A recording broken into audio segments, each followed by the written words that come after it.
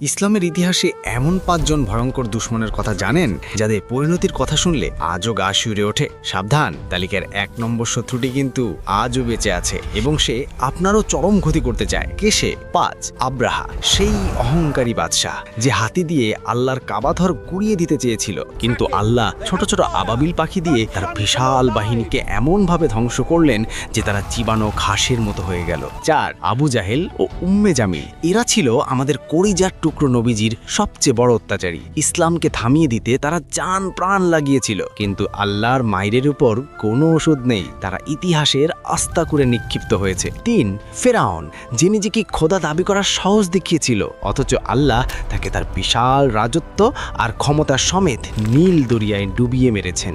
২, দাজ্জাল, যে কিয়ামতের আগে আসবে, সে মিথ্যেকে সত্য আর সত্যকে মিথ্যে বানিয়ে পুরো দুনিয়াকে ধোঁকা দেবে। অবশেষে হযরত